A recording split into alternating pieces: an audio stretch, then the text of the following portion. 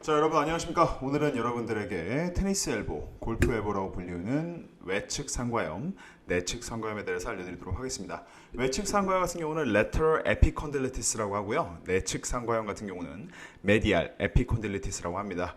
lateral이니까 바깥이죠. 그러니까 epicondylitis, epicondyle 하면 상과니까 상과에 생긴 litis, 염이라는 겁니다. 염증. 그래서 lateral epicondylitis면 바깥쪽에 생긴 염증. 메디알이면 안쪽이라고 보시면 됩니다. 이제 시작하도록 하겠습니다. 자, 요것을 보시게 되면 여러분들이 지금 condyle of humerus라고 부르는 이제 넓은 이제 먼 쪽, 어디에 먼 쪽이냐면은 상완골의 먼 쪽에 붙어 있는 콘다일, 이제 상과를 보실 수가 있습니다. 여기 지금 제가 표시를 해드릴 건데 일단 뭐 몸 기준으로 안쪽에 있으면은 뭐 메디알 에피콘딜리티스 내측 상과염이 될 거고요. 바깥쪽에 있으면은 lateral epicondylitis 외측 상과염이 될 겁니다. 기본적으로 여러분들이 이제 이름에서 알 수 있듯이 이제 테니스나 골프 혹은 기타 다른 웨이트 트레이닝에서도 분명히 발생을 하죠. 여러분들이 충분히 이런 팔꿈치 관절이 안정화되어 있지 못한 상태에서 지속적인 스트레스가 가해지게 되면 이쪽에 붙어 있는 수많은 근육들 내지는 힘줄들의 필요 이상의 스트레스가 가해지면서 점점 파열을 당하거나 아니면 염증 반응이 생기게 됩니다. 그래서 약간 페인이 생긴다라고 보실 수 있겠죠. 기본적으로 굉장히 고통스럽고 사실 잘 고치기도 쉽지 않습니다. 왜냐하면은 기본적으로 다 그렇지는 않습니다만 우리가 웨이트 트레이닝에 국한해서 좀 설명을 드리면 악력이 제 기능을 못하거나 그리고 견갑이 대단히 불안정하거나 근력이 최소 요구치도 존재하지 않으시는 분들께서 대부분 다 벤치프레스 혹은 밀기 운동들을 하시다가 주로 다치시는 경우가 있습니다. 아무래도 이제 밀기 동작을 할 때 주로 많이 발생을 한다는 것이 저의 개인적인 경험이자 견해인데 보시게 되면은 이러한 삼두근, 요거 이제 장두죠. 장두 같은 경우는 여기서 보시면은 삼두건에 연결되어 있고 자 여기 있는 어나 척골이죠. 그리고 상완삼두가 붙어 있는 상완골 그리고 상완삼두 장두가 붙어있는 여기 견갑에 붙어있는 거 보이시죠? 견갑까지 연결하는 투 조인트 머슬이기 때문에 상완삼두 장두나 아니면 주변부에 있는 이러한 광배근 내지는 지금 보이시는 승모근 같은 근육들이 제 기능을 못해서 견갑이 불안정하게 되는 상태에서 밀기 운동을 실시하면 조금 자주 발생하게 되는 것 같습니다. 그렇기 때문에 기본적으로 스포츠를 하시는 분들에게 이 근육이 더 이상 팔꿈치의 통증을 발생시키지 않을 정도로 제대로 강화를 시킨 다음에 스포츠에 투입되는 자체의 시나리오도 굉장히 어려울 뿐더러 실제로 그만큼 웨이트 트레이닝에 진심으로 임하셔가지고 내가 이 스포츠에 부상 없이 복귀해야겠다라는 모티베이션을 지니신 분들이 많이 없기 때문에 컨트롤하기가 그리고 뭐 개선하기가 힘든 질환이라고 보실 수 있겠습니다. 그러나 뭐 항상 답은 있기 마련인데요.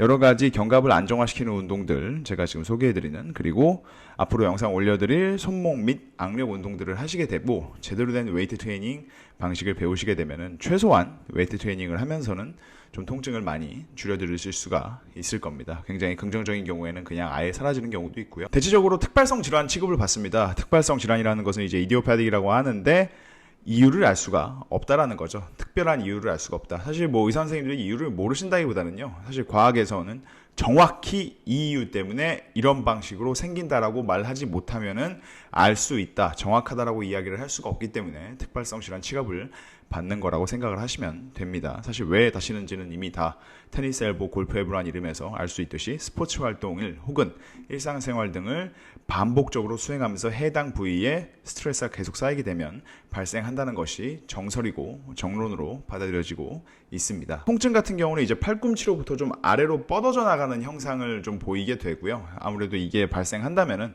제일 좋은 것은 일단 휴식을 좀 취하시는 게 좋습니다. 왜냐하면 아까도 앞서 말씀드렸듯이 반복된 스트레스에 노출되는 것이 가장 기본적인 그리고 가장 원론적인 문제이기 때문에 스트레스부터 좀 멀어지는 것이 중요하시고요. 그리고 그 다음부터는 제가 나중에 소개시켜드릴 제대로 된 재활운동들이나 이런 것들을 적용하시면서 조금씩 개선을 해 나가시는 게 가장 현명한 방법이라고 하실 수 있겠습니다. 그리고 이제 세 가지 정도의 중요한 이제 통증 완화 방법이 꼽혀지는데 통증 자연 완화가 있고요. 연부 조직 자가 회복 그리고 근력 회복 등이 있습니다.